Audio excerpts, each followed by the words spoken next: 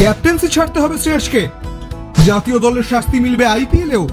KKR শিবিরে শুরু হলো জল্পনা। শ্রেয়সকে নিয়ে কি ভাবছে নাইট শিবির?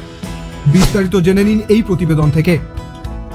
বেশ কিছুদিন ধরেই ধারাবাহিক ফর্মের ধারে কাছে নেই শ্রেয়স আইয়ার।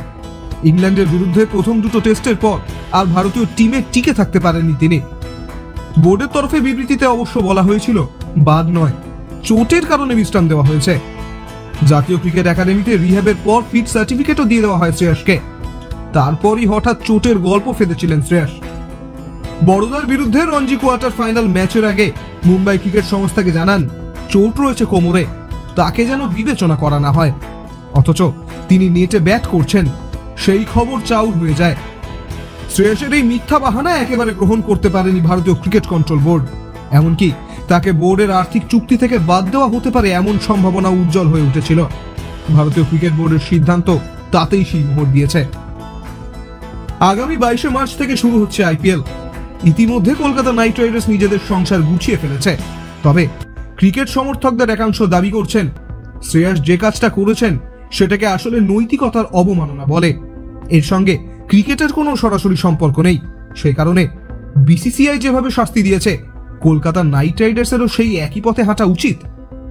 তবে অপর একদল সমর্থক দাবি করছেন সম্প্রতি একদিনের ক্রিকেট বিশ্বকাপে যে ব্যাটার এত ভালো পারফরমেন্স করেছেন তার সঙ্গে শুধুমাত্র একটা ম্যাচের জন্য এমন ব্যবহার একেবারেই উচিত হয়নি।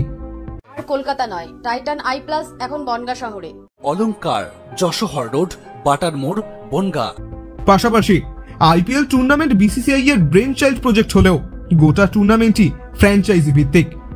এই টুর্নামেন্ট থেকে ভারতীয় ক্রিকেট কন্ট্রোল বোর্ডের লভ্যাংশ গ্রহণ করা ছাড়া আর তেমন কোনো ভূমিকা থাকে না। সেই কারণে বোর্ডের সিদ্ধান্তের উপর ভিত্তি করে কেকেআর ম্যানেজমেন্ট শ্রেয়সকে অধিনায়ক পদ থেকে সরাবে না বলেই মত একাংশের। যদিও এই ব্যাপারে কলকাতা নাইট রাইডার্সের পক্ষ থেকে এখনো পর্যন্ত কোনো আনুষ্ঠানিক বিবৃতি দেওয়া হয়নি।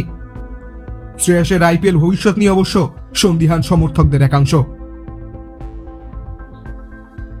ब्यूरो रिपोर्ट ई समकालीन। ये टाइटन का सनग्लास है एंड इसमें पावर्ड लेंस भी लगा सकते हैं। আর কলকাতা নয়, টাইটান আই প্লাস এখন বনগা শহরে। চক্ষু পরীক্ষা সহ সানগ্লাস, কন্টাক্ট লেন্স পাওয়া যাচ্ছে বনগার যশোর রোডের নিজস্ব শোরুম। সরকার অনুমোদিত হলমার্ক সোনার শোরুম অলংকার, গিনি সোনার অলংকারের নির্ভরযোগ্য প্রতিষ্ঠান অলংকার, যশোহর রোড, বাটার মোড়, বনগা।